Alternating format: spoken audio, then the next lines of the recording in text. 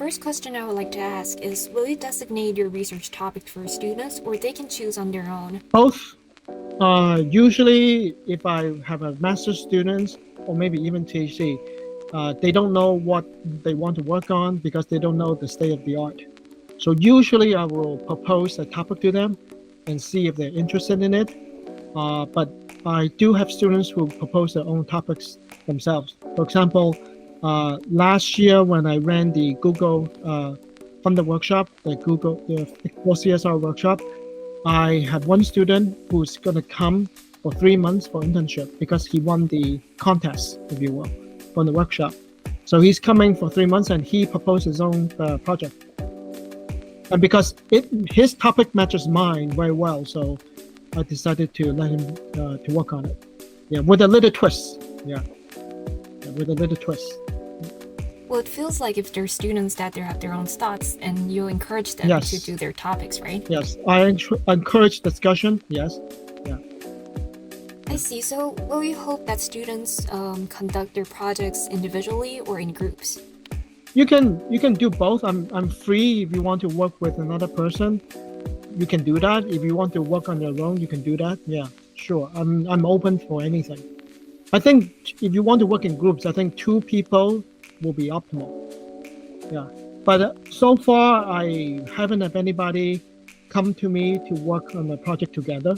So just working on individual projects. Yeah. What kind of skills do professors think that students should develop during the project, such as writing verilogs, reading papers, cultivating independent research abilities, or etc.? Number 1, presentation skills, meaning communication skill. I mean, I see students, especially the Taiwanese students, when they do this kind of project, this is probably the first time they will need to present something. And I can see right away from the first presentation, they lack the necessary content and the skill to make a good presentation. But I think that's very important because, you know, if you graduate, when you go to work for different companies, I think that's the first thing you need to do as an employee is to, you know, when you work on something, when you completed it, you need to make a presentation to your boss or to your managers. So I think that's one very important skill that they will learn from me. Especially in terms of presenting a technical paper, because I have gotten this question so many times. Students will ask me, so how do I read a technical paper? So I said, good question. And I have a set of, actually develop a file that I will send to them if they come to join my group. And this file contains methods of which they will learn how to read a paper, and what kind of things I will expect to see when they do a presentation about the paper, right? So the first thing is presentation. The second thing is care more about mathematics. I have several students from computer science department who come to me that wants to work on AI. So I said, great. But these students, most of the time, they don't care so much about the math. They care only about the programming. So the reason why I say mathematics is very important is because this student, he doesn't care too much about math. So when he did the implementation of my algorithm and plotted the performance curve, it looked very bad, right? So I don't know why it looked very bad. And then when he left the project, and then my other graduate student picked it up, he immediately saw the problem. He said, oh, this guy forgot to take a transpose of a matrix when he needs to take a transpose of a matrix. So from linear algebra, transpose is different, right? So he forgot that, and once my student fixed that problem, right away the curve become much better, right? So understanding the underlying math is very, very important. Why do you need to take a transpose? So if you understand that, then it means that you won't forget in your implementation, right? So understanding the underlying mathematics and appreciating the math is important, and that's something that I want the students to take with them when they do a project with me. And number 3, doing a project basically means that either one, you don't know what you want to do, so you want to explore, or number two, you already know you want to work in this area, so you want to find out what is the state of the art, right? So again, the result is either people will find that they really like what they worked on, so they will continue to work on this topic when they graduate, or number two, they'll just say, okay, I don't like it, so goodbye. I have students in both in the categories, so that's good. I mean, that's the whole purpose of doing a project, because if you just take a course, doesn't only give you the breadth about a certain topic. It won't give you the depth, but the depth is the thing that is important for you to really understand and appreciate the topic, right? So I encourage a lot of students to do more projects, not just do one, but to do various diverse projects, so they will know what they like or what they don't like. Yeah.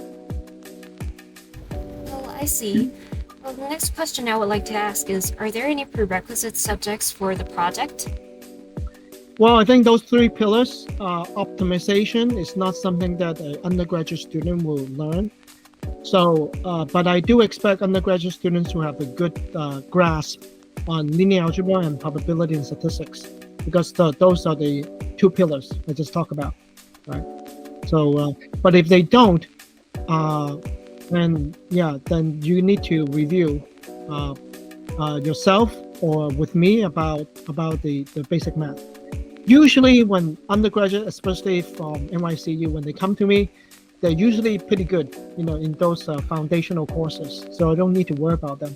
But for master's students, when they come to me, because they're usually from other universities, right? So they don't really have a firm grasp. So I will ask them to take a look at the video that I recorded from my courses, like linear algebra, I have videos, and to take a look at the content in probability and statistics to make sure they have firm grasp. So I asked them to actually do the assignment that I have assigned for my linear algebra course, just to firm up their knowledge, background knowledge, right? Are there any grade requirements for participating in the professor's project? Undergraduate projects, I don't think so, but I do need to look at your transcript, because if you have like all C's and D's in your math courses, then I think that you're not going to be able to carry out the project. So in that case, I'll say no, but I don't think I've ever said no to anyone that approached me so far, because I think they are either B or A students. So, I mean, I don't want to discourage anyone for coming to me for projects, but yeah, I do have certain requirements. Right. Well, next I would like to ask is, does your laboratory collaborate with other enterprises besides Google? Let me change the pointer here. These are just some of the companies my students have worked in. So take, for example, my student who was my PhD student who is working at Google, Taipei. He's right now working as a test engineer to test all the Pixel phones, to test the modem capabilities in Pixel phones, right? But I do have students who are working at Google in Mountain View and San Diego, and Qualcomm in San Diego, who are working on machine learning tasks. For example, one student who are working in Google in San Diego, he's working on, I think, object recognition for Google phones, for the Google Pixel, right? Yeah.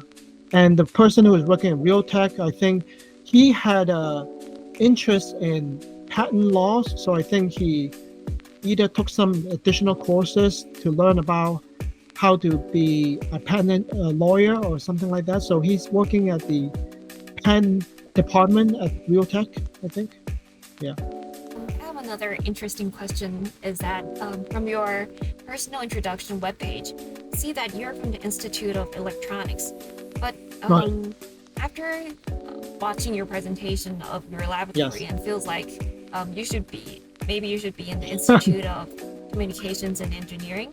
So I would like to ask, why are you in the Institute of Well, Electronics? at the Institute of Electronics, we are more focused on, if we're talking about communications and also AI, we are more focused on blending together the software and hardware aspect of the system.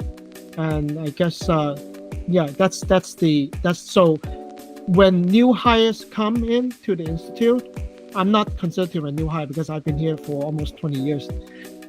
So when new hires come in, we have to ask them whether or not they, if they don't have any experience with hardware, we will ask them, do you intend on, blending more hardware into your research? Right. So for me, I'm right now. I just wrote a research proposal for NSTC that intend on solving not just the communication problem as this, but try to consider some of the more hardware issue at the antenna. For example, there's something called mutual coupling that most people in my research area, like signal processing, don't usually consider.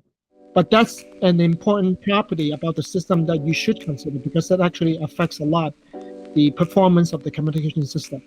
So I think, so right now I started to collaborate with another professor from the Institute of Communications. And we are planning on developing techniques that will counter this kind of mutual coupling problem in antennas so that we can enhance the performance of communication systems, right? So I guess for me, I tend to, because traditionally I did not want to, consider any hardware issue because number one, I didn't have any experience with it. And number two, it's very difficult to get good results if you start to blend hardware into it. And it costs a lot of money because you need to write a proposal to ask for buying different equipments and all that. So I know that one of the senior professors before, he was working on developing his channel estimation algorithm on these DSP processing boards. And he told me that even him with a postdoc spent a lot of time and a lot of effort just to get a signal to go through the board. I mean, I'm not even talking about implementing his own algorithm, just talking about, sending a signal from point A to point B. It took him very long to do that because of all these hardware issues that he did not, think about before he bought the boards. Yeah, so he told me that, it's very tough. You need a lot of manpower to do it, and I just don't have the manpower to do all that. So that's why I said I needed to collaborate with somebody else if I want to, work on these more antenna type issues. Right. People who are in the Institute of Communication Engineering, they have more people working on things like the baseband, but also in the radio frequency circuitry and also in antennas. Right. Whereas us in the Institute of Electronics, we don't have people working on antennas. Right. But we have more people working on, say, baseband circuitry, we have more people working on RF circuitry, and we also have people working on devices, like semiconductor devices, CAD, right? So that's the main difference between the two institutes. Their focus is a little bit different, but we do have overlap because, it makes sense, right? We all are working on the same kind of problems. So we do have a certain overlap. So if you ask me, yes, I think I'll be more, not comfortable. I don't think comfortable is the word, but I think I'll be more suitable for the Institute of Communication Engineering. But because, I was hired to the Institute of Electronics first, that's why I never really, consider that. Yeah. And, back then when I first came to MICU, that was the first time for me to be in Taiwan. So I didn't really understand the whole structure for this university. I didn't even know there's so many different institutes and what they are in the first place. So, when I was hired by the Institute of Electronics, I thought, okay, this is the only institute who are doing like double E. I didn't even know that you have Institute of Communication Engineering, you have Institute of Control Engineering. and now you have Institute of Medical, Engineering. Yeah, right. So many institutes. Yeah.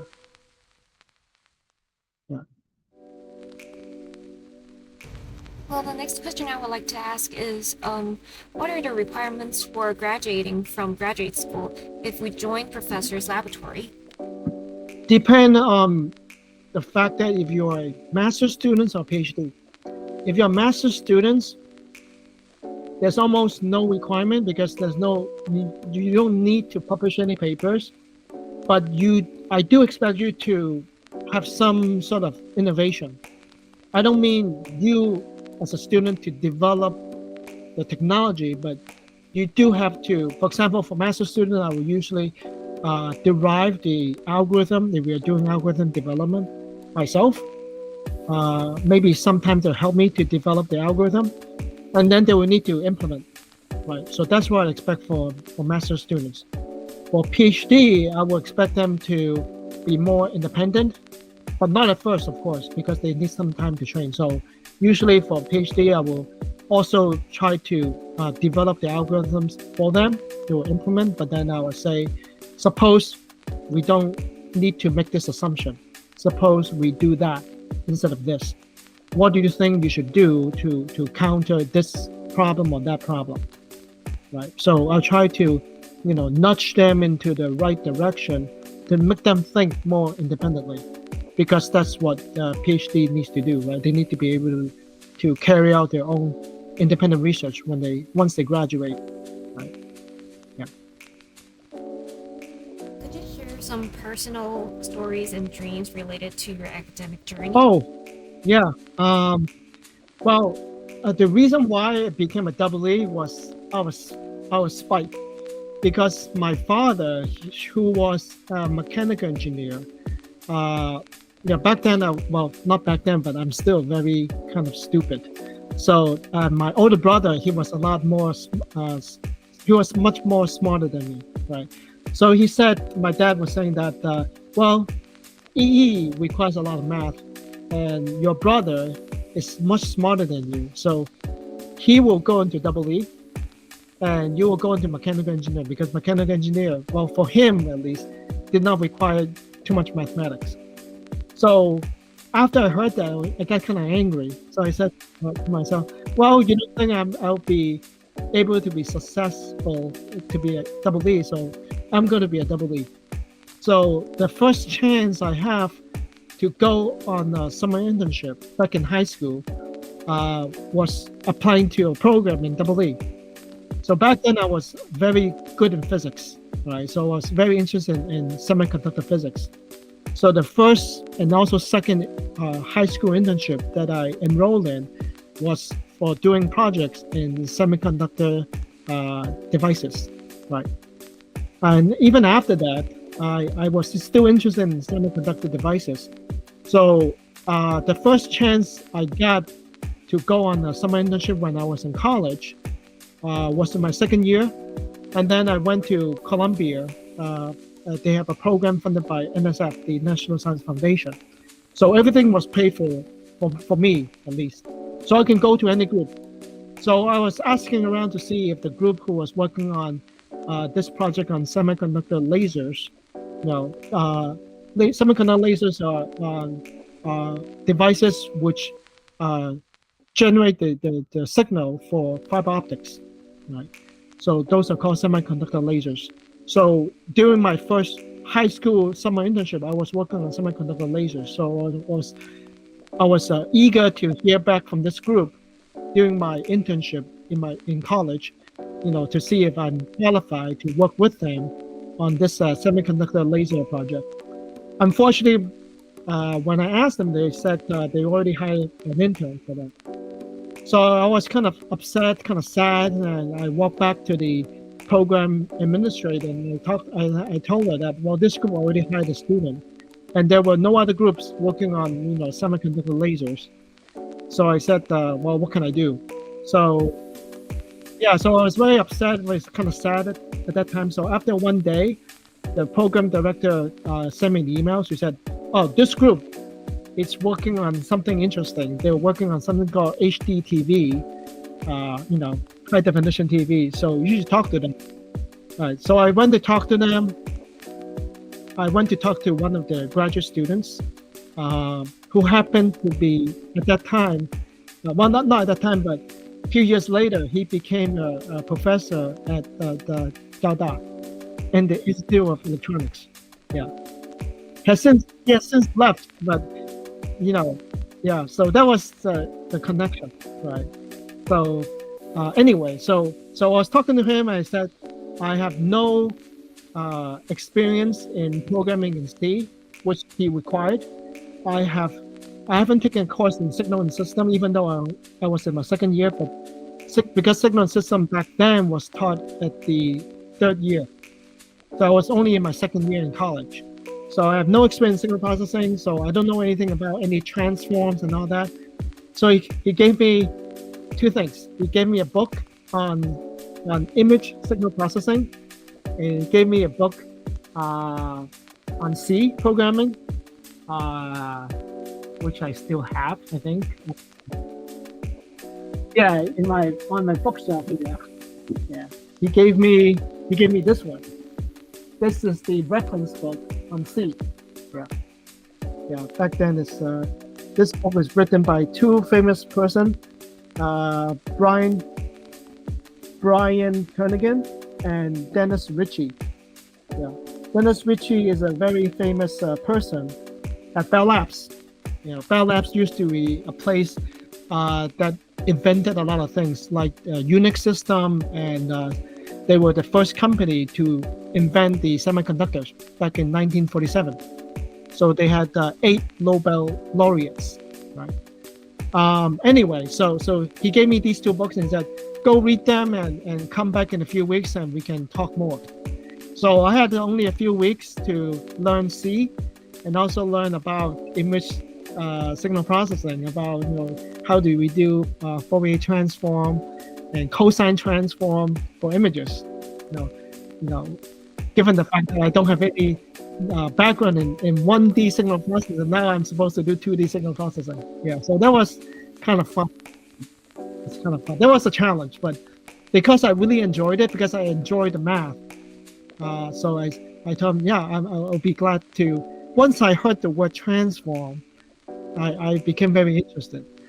So I said, okay, let me try to do it. So I did it, and that was fun. Yeah. So that led me to the next summer that led me to internship at the Bell Labs at AT&T. Back then, Bell Labs was still with AT&T.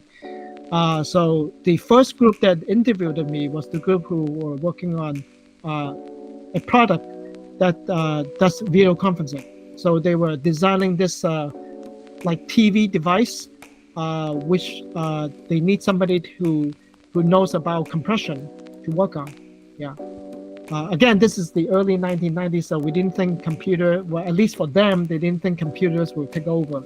So they want to build this. My next question is, how do you choose your research topics for the lab, and what do you think the current global status and future development will be of this field? The qualifications, right? Because you're the only one that we interview who actually have experience with compression, with coding. Yeah. So the guy. So you're it. You got the job. You want it? I said yes. And then after I said yes, then the second group called me up and they said, we are the group who are working on cellular phones. Have you any job offers from other groups at Bell Labs? Because we look at your resume, seems like you're also perfect for the job because you have some signal processing experience. I said that I'm sorry, I already took the offer from the other group who were working on video conferencing. But then, interestingly, during the internship, the project that I was working on for the video phone, that was canceled. Yeah, canceled. And so my mentor, he was very upset once he heard about the news. He went home very early. So I said, I was very sad too because I was working on my project with him. But he was a hardware guy, I was a software guy because I was the one who was doing the work with the speech coder, trying to write the code to test the speech compression. And he was very sad, so he went home early. that day. And I said, so what should I do? He said, no, just keep doing it because this thing you're working on is not tied into the hardware devices. So it'll benefit you. So this still is a good summer project. So thinking back, I think I should have taken the offer from the cellular group because the proliferation of cellular devices, So I sort of have this, regret that the group that worked on cellular phone didn't call me earlier. Yeah, I think I would have been more. Yeah, because cellular devices was never canceled at AT&T. Yeah. So after that, I became more interested in signal and system signal processing in general. So that's why in college, even after my second year internship, I decided to switch focus from devices to signal processing. Right. But then I was still very afraid of math. I didn't want to look at a lot of derivation. So I graduated with a master's. And I decided to work at AT&T because they were the one who paid for my degree, for the master's degree. So after I graduated with a master's, I decided to work for them. And then when I was working with them, I said, well, I'm kind of interested in doing another compression technology. So I said, because at the time they were working on audio coding, like MP3, with the music, we call it audio coding. So that was a little bit different from video, from speech. So I decided, okay, I want to do some work on that. If it's possible, I want to work on some research problems. But then when I started to read those research papers, I read them, I didn't really understand it.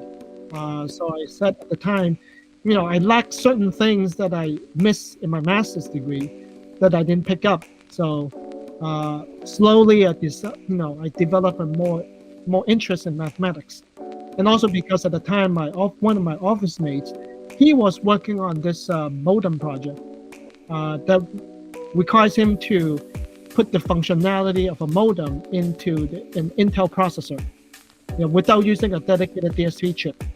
So this is again in the late 1990s. So Intel device wasn't very good in doing signal processing. They were very slow. So we needed dedicated DSP chips to work out the signal processing algorithms. So it was very interesting for us to try to port for example, a modem, basically a transmitter and a receiver into an Intel device to see if it will work correctly and see how efficient it is.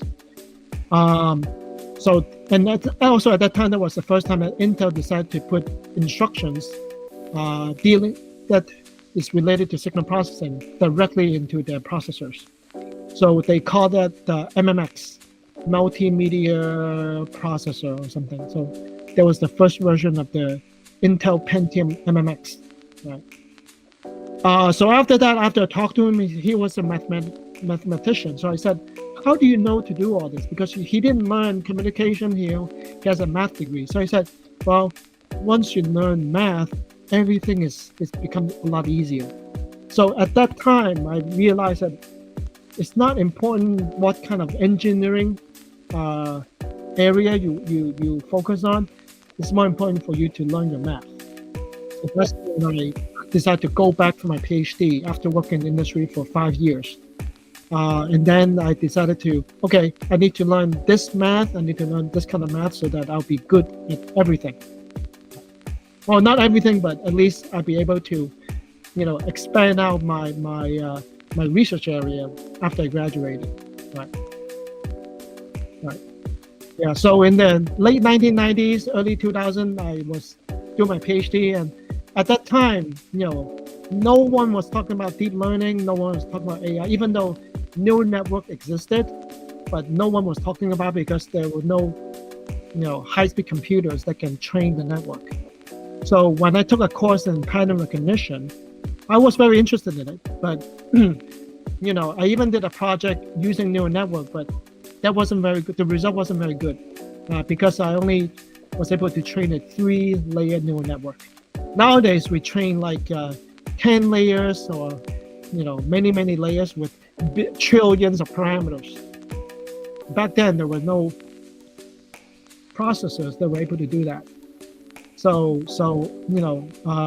but the reason why I'm able to get into AI nowadays is because I think, I built up my background when I was a PhD, my math background. So, and I of course took some courses like pattern recognition when I was doing a PhD. So that's why I'm able to transition, I guess, more to AI to apply it to say communications and also the biomedical engineering problems. Yeah. Well, it really feels like you learn a lot in your academic journey. Yeah, it's a long, difficult journey, but I learned how to learn. I think that's the most important thing you can learn as a student. Learn how to learn. Right? Because things in engineering and in computer science, they keep evolving. I mean, especially with AI, every year, every 6 months, you have something new. So it's hard to catch up. So, but if you have the fundamental knowledge, if you understand the foundations, then even though something new comes in, you'll be able to understand it. Right. Yeah.